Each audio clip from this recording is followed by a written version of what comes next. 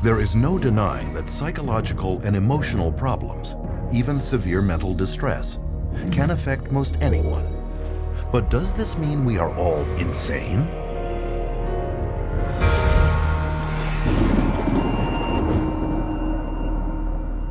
What causes psychological distress?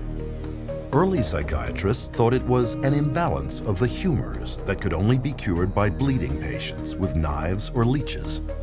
Other psychiatrists believed mental problems came from organs like the tonsils, the stomach, and the spleen, and cut them out.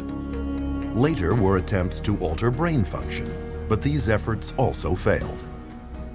Today, psychiatrists tell us that the way to unfix unwanted behavior is by balancing brain chemistry with a pill. Did they get it right this time? They say you have a chemical imbalance of serotonin and dopamine, but there's never been a study to ever prove that, ever.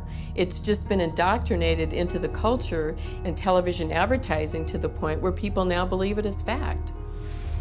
Despite this lack of evidence, psychiatrists will tell you that psychotropic drugs are just like mainstream medical drugs. Can this be true? The answer is that unlike a drug such as insulin that corrects a measurable and proven imbalance in the body, psychotropic medications have no visible or measurable physical abnormality to correct. Here is evidence of a bacterial infection. Here is the psychiatric disorder, attention deficit hyperactivity disorder. Here is a broken arm. Here is major depressive disorder. This is a brain tumor. And this is bipolar disorder. Which raises the question, how can you medicate something that is not physically there? The answer is, you can't. And furthermore, because psychotropic drugs are specifically designed to get past the body's natural defenses and into the brain, they can upset the very delicate processes the brain needs to ensure the body runs smoothly.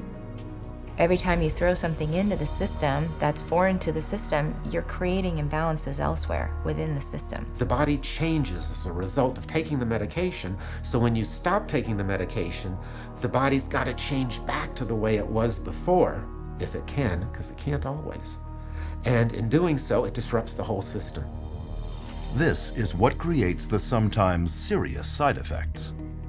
Paxil was the drug that gave me insomnia.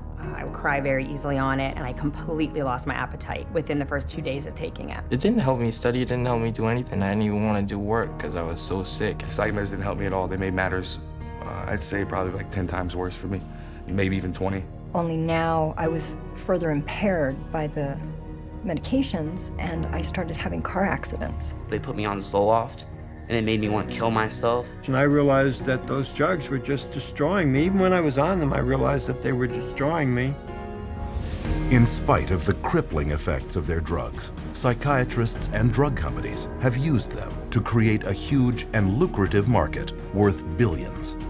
And they've done this by naming more and more of life's problems as medical disorders, requiring psychiatric treatment. For example, shyness becomes social anxiety disorder. Loss of a loved one, major depressive disorder. Homesickness, separation anxiety. Suspicion, paranoid personality disorder. Having ups and downs, bipolar disorder. Distractibility, ADHD. This is why it is almost impossible for anyone to see a psychiatrist today and not be diagnosed with a mental illness. And a diagnosis of mental illness means psychotropic drugs. When a patient goes into a psychiatrist's office and asks for help, probably 98, 99, maybe even 99.9% of people are going to receive a medication.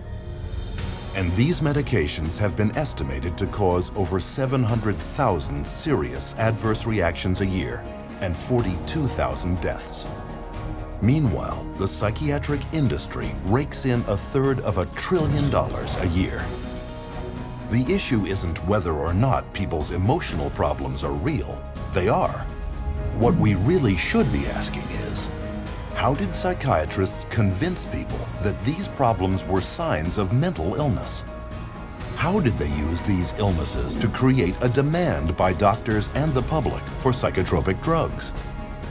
And how did these drugs, with no known curative powers and a long list of side effects, become the standard treatment for every problem in life?